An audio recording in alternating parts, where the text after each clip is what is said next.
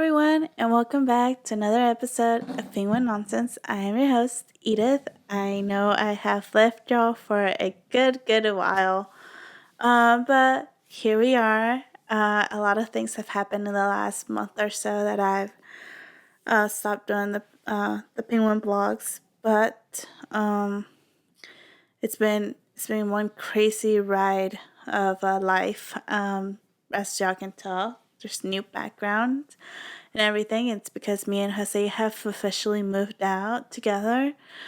So we finally found a house. We finally are settled. We have been remodeling, organizing, packing, and it's just been so crazy.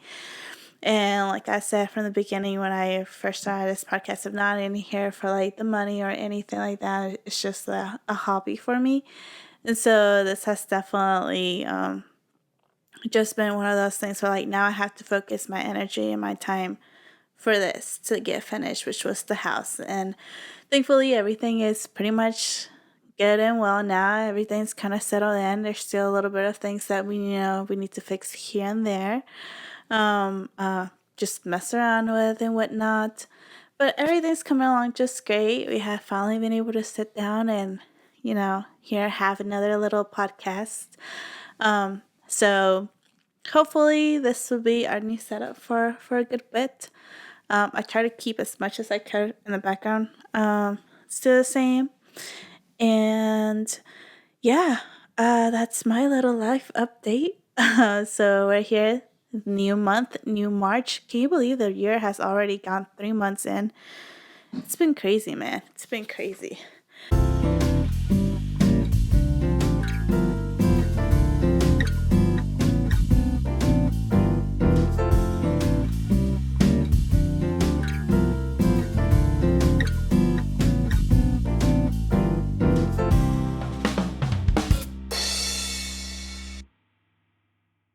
But here we go. Once again. So, first story for today. For those of us, I guess, now that we're starting all over again, the drill. I read 3 stories. Did y'all hear my accent there? Stories. I read 3 stories to y'all. First one would usually be just normal world news around the world. Second one would usually be like a Reddit story. I try to keep them in Reddit, but sometimes I find other stuff like that we could just kind of talk about and kind of have opinions on. And then our last story would be something good, like always, to end the week or start the week with a good note, So our first story of the day is TikTok creators are urging users to help the hashtag Keep TikTok. So it goes. Thousands of TikTok users, many of whom say they've built an entire livelihoods and communities around the app, are responding to the company's plea to hashtag Keep TikTok by urging against its potential ban.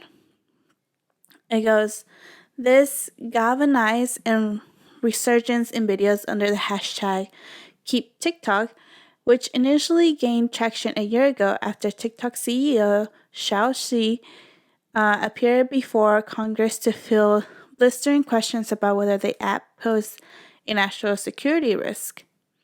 Now, TikTok is calling for help by promoting the campaign in its vast network of creators. It says, quote, act now to protect your freedom to create, end quote, the company wrote in a social media statement Saturday. Quote, share a video of expressing what TikTok means to you and how it has positively impacted your life. And use the TikTok hashtag KeepTikTok. You can also encourage your audience to tell Congress to vote no on the TikTok ban bill. End quote. JT Labor, a longtime TikTok creator who has amassed 1.7 million followers on the app, is among those who put an emotional call to action, sharing his frustration at the possibility of losing a digital space in which he's built a full-time income stream and fun community. The app that I rely on to feed my wife and 3 children, Layborn said on the platform, the app that I rely on to provide for my family, the app that I rely on to keep my business alive. He added that he takes issue not with the national security concerns, but with the lawmakers behind the bill who have made comments disparaging the platform and its users. You want me to have any kind of confidence in what you're doing when you can't even acknowledge that this app really is what it's about, what it's done? So, call to the Protecting Americans from the Foreign Adversary Control Applications Act. The bipartisan legislation unanimously passed the House Energy and Commerce Committee and is expected to receive a floor vote on the House of Representatives next week. And President Joe Biden has said that he would sign the bill if it passes the House and Senate. So, with that being said, the article is really, really long. It goes to talking about like other TikTok influencers and stuff like that, and just other people that have, gotten somewhere with this application. So basically, I have always been a big person on like social medias are good when they're used for the good of life. And I have seen that TikTok has bought a lot of these people who have managed to quit their 9 to 5 or, your typical 9 to 5 job to go and be a content creator, to go and be at home doing what they actually love to do. And I think that is actually great. Like, if you can do it, great. If you can't, the rest of us are out here, trying to make ends meet. But no, seriously, I do think it's great for the people who actually can do this and can make a living out of it. And it sucks that all of a sudden they get to lose this platform in which they have built and started on. I don't know, maybe I might be looking at it the wrong way, but I also feel like if a lot of these people, if they have managed to start on this platform, why they can't go over to Instagram or Facebook Reels. Like, at the end of the day, you can still post videos there. You can still post videos on YouTube and stuff like that. But I'm sure, I'm not a person who makes income out of this. So I'm sure, income-wise, there's, different things to that. But I have heard a few people say that, TikTok videos don't pay as well as YouTube videos. But it's also harder to make it in YouTube because of their strict rules and that kind of stuff. So I see both sides to this, but I feel like the fact of them taking away creativity from us, I feel like that's really not happening because we really have a lot of spaces that we can definitely post our stuff in and keep pushing our if we're selling things, keep pushing our business out there, that kind of stuff. So I feel like we really have it I wouldn't say made, but we really do have a bigger option than we did back in the day. We definitely do have a lot more social medias and that kind of stuff to help, that kind of thing. So I definitely do think that we live in a good place in time right now where it shouldn't be too much of a big deal if they do shut TikTok down. I feel like we can really just, push it on to the next platform. But that's just my 2 cents. But I do agree that, TikTok is fun. It is fun to scroll through. So, if you want to join the movement, hashtag keep TikTok. If you don't, then, just keep watching and we'll see what goes down. I really do feel like it might stay because, America, we're good at keeping things we don't need. But I'm sure it'll be fine. I'm sure things will go fine. And I'm sure it'll be in an app that kind of stays, I think a while back, really back in the early days when Snapchat first started, I remember how they were trying to take that away too at some point. So, here we are still Snapchatting all the way. So, I don't know. I really don't think that they can mess with our social medias too much. I feel like they already have enough information from us. They're checking everything else on our other social media. So, at this point, we're fine. I don't know. Maybe that's just my 2 cents. But let me know in the comments what you guys think. Should we get rid of TikTok? Should we not? Do y'all think it's a national threat? Do y'all not? Let me know what y'all guys think in the comments. So, on to our next story of the day. And it's from Reddit. And it has an update. So, here it goes. It says, am I the a-hole for refusing to pay my friend's wedding because she uninvited me? And this was posted 22 hours ago from user cat underscore own. And it says, advice needed. Okay, so here's the deal. My friend, let's call her Sarah, and I have been tight since high school. We've been through everything together, breakups, makeups, you name it. So when she got engaged, I was over the moon for her. Fast forward to a few months before the wedding, Sarah sends out an invitations, and I'm psyched to RSVP. But then out of nowhere, she texts me saying that she's had to cut down the guest list due to its budget constraints, and unfortunately, I did not make the cut. I was devastated. I get that weddings are expensive and all, but to uninvite me after we've been friends for so long? Ouch. Fast forward again to the wedding day. I see all the photos on social media and it looks like a fairy tale. But there's a kicker. Sarah texts me later that week asking for money to help cover the cost of the wedding. Apparently, they went over budget and she's asking all the guests who didn't get to attend to chip in. I was floored. Not only did she uninvite me, but now she expects me to foot the bill for a wedding I didn't even get to go to. I told her, no way, and I refused to pay a single dime. But now she's saying I'm being selfish and unsupportive. Am I the asshole here, Reddit, or is Sarah out of the line for expecting me to pay for her mistake? And Reddit came to be like, no, you're not the a-hole. Only because I'm going to read the update in a little bit, but yeah, how do you just like uninvite someone? Okay, first invite them, then text them and tell them that now they are now uninvited. Like, that's gotta be real cruel and real low, you know? So especially like if the history is correct and they've really been that tight, then I'm sure she must have made the list to begin with, you know? So I think that's crazy, but I think it's even crazier the fact that this bride would reach out to people who didn't get to attend the wedding to all of a sudden, you know, you have to pay for this wedding or help pay for this wedding.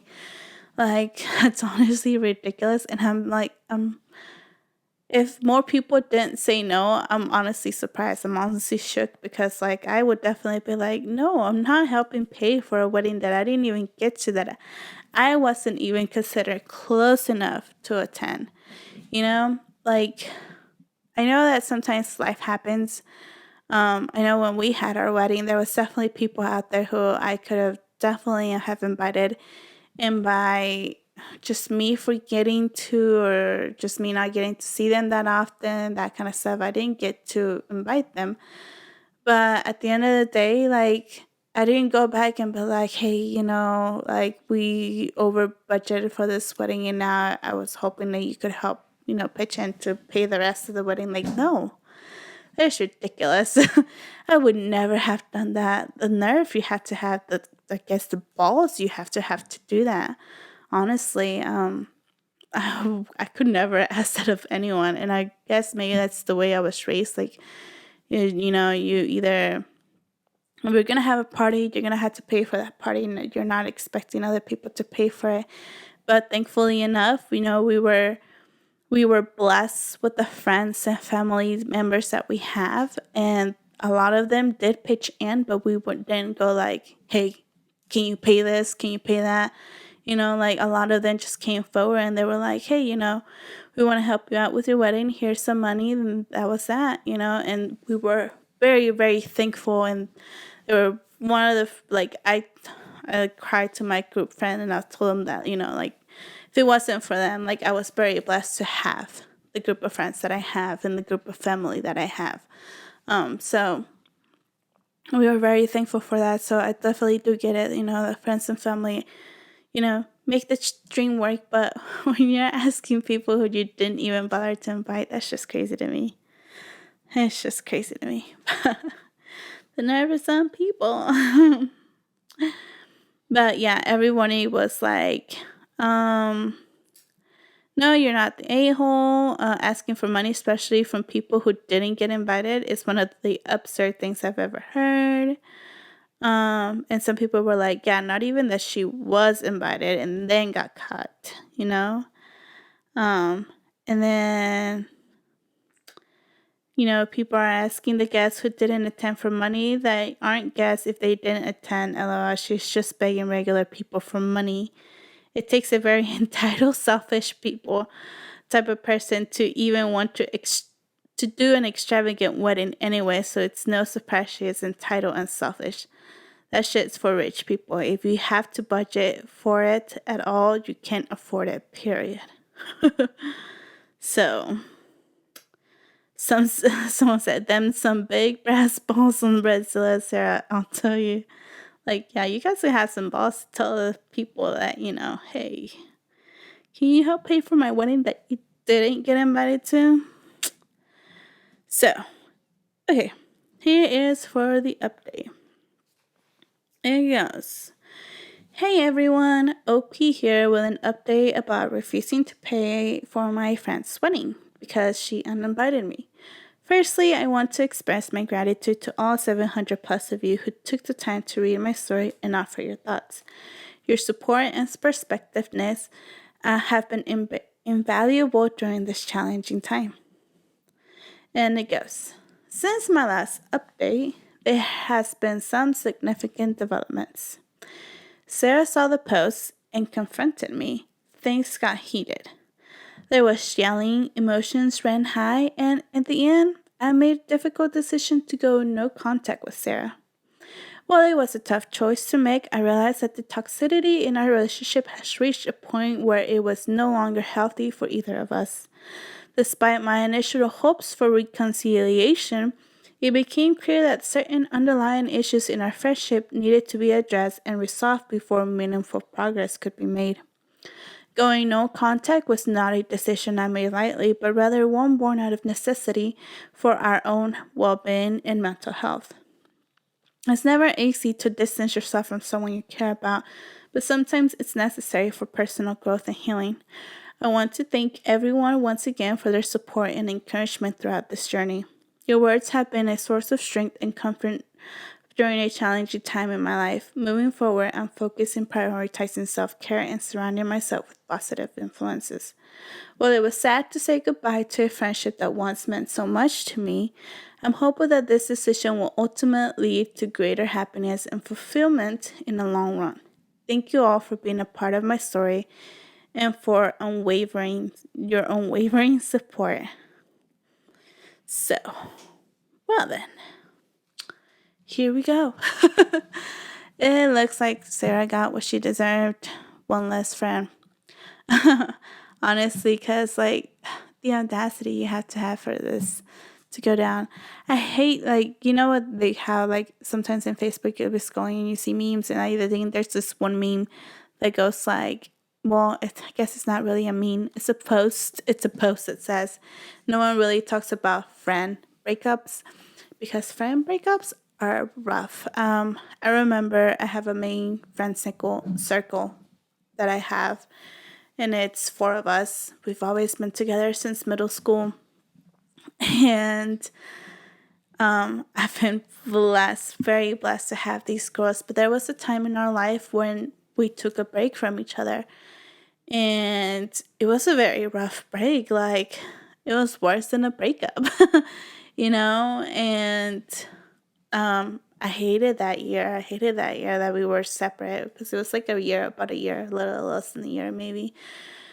But yeah, it was rough times, and thankfully we all talked it out. We all got back together, and we all understood that we were adults, and we have adult lives now, and we can't always be right there, but we will always be there for each other. And took some growing, but here we are.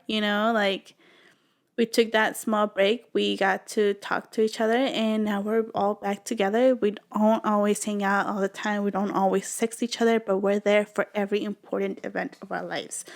And I think that's what counts, and we always know that we are sisters. We are best friends, and I think that never dies. So I think that it was good for her to kind of end this very toxic relationship.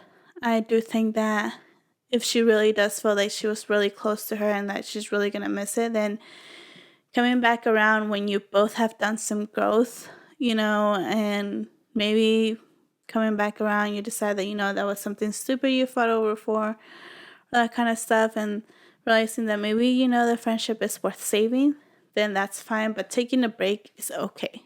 Sometimes we just need a break for certain relationships, and we realize that we either really need them or really want them back, or we realize that we're better off without them. So that's always great.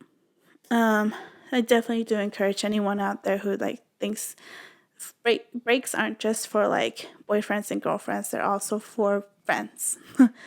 So definitely take a break if you need a break from any kind of relationship, whether it's work, friends, family, whatever it is. Take breaks. It's okay. It's healthy for you. Get some mental health relaxation. So that's my 2 cents on that one. I'm glad for her. She shouldn't have to have paid that wedding for no reason at all. And I'm glad she stood her ground. She could have just been like, here's the money and gone about it. But no, I'm glad she stood her ground. So let me know what you guys think. Do you think she should have taken this differently? Do you think she should have paid? Or, whatever goes down. All right. On to our last story of today. And our last story is about a doggy, because you guys know I love animals. And so this one goes. Owner goes to all lengths to find a lost Colorado dog. Turns out she was just feet away. A 6-year-old dog was found 10 days after being missing from her Colorado home, rescuers say. A Bernese and black Labrador Retriever mix named Pepper was missing on February 22nd, according to Facebook post by Summit Lost Pet Rescue. Pepper's owners in Blue River called the rescue when they couldn't find her, and they set up cameras, posted on social media, and hung signs around the neighborhood, officials say. Rescue teams thought Pepper might be stuck since there has been 0 sightings of her, so they handed out flyers telling neighbors to check garages, decks, and tree wells, officials said. After thinking Pepper might be stuck in the snow, volunteers put on their snowshoes and continued the search, officials said. Volunteers gathered clues like seeing dog tracks circling the neighborhood near her house, officials said. Pepper wasn't showing up on any cameras. Rescuers set up so they weren't sure if the prints belonged to her. Eventually, a volunteer along with his dog Finn decided to search an area by creek again, the post said. We often take our dogs on searches with us and use them as backup dogs, the rescue said. When pets go missing, they often are afraid of humans, but have a better trust with other dogs. The volunteer at first didn't see any signs of Pepper, but Finn didn't want to leave the location, rescuers said. Then when the volunteer saw Pepper's tag shining on her collar, officials said Pepper was taking shelter under a falling tree in the area, surrounded by steep snowbanks, the post said. The volunteer called Pepper's owner, who brought his son to help rescue her. Officials said Pepper, who proved to be in good health after medical evaluations, was just found 714 feet from her house. So she got to be home. That sucks, though, that she got lost, and who knows what happened, that she ended up getting stuck around this little snowbank creek area. But there's a cute little picture on there when they found her, so I thought that was cute. But, that just goes out to show that, some people are willing to do everything for their pets, and, that's good. That is good. I'm glad there's still that kind of people out there. And I'm glad she was found. 10 days, that's a long time, honestly. To us, it's just 10 days, but to an animal who gets their food and meals provided by humans to go out there and be without them, that is a long time, you know? So I'm so glad for this poor little baby. But I'm like, oh, I couldn't. I've had a lost dog before, and sadly we never found him, but I know that feeling of like knowing that you just lost, piece of your family. So I'm glad she was found safe, and that just goes to show you everything that's lost can sometimes be found again. I say sometimes because sometimes you can't get them back. But shout out to Pepper, wherever she may be. I know they won't ever listen to this podcast, but shout out to Pepper. Go Pepper. Don't get lost again. So that's my last story of the day. That is my last thing for today. I hope you guys have a good weekend. I hope y'all get to go out and enjoy this wonderful rain / cold / summer spring feeling that we've been having this past couple of weeks here in North Carolina, at least.